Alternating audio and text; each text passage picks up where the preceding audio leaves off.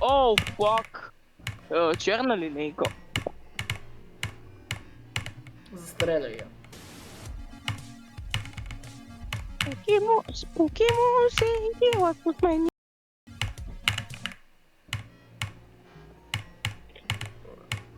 Ох, ходи.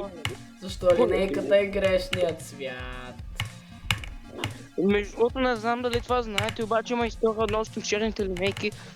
Черните линейки отвличат малки деца на по Айде. 4 години, разкормват ги, им продават органите на черния пазар.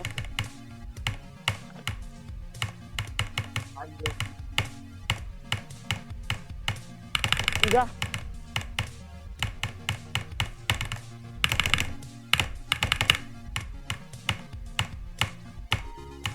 И някакво брат ситуацията става нещо като Покемон, Кей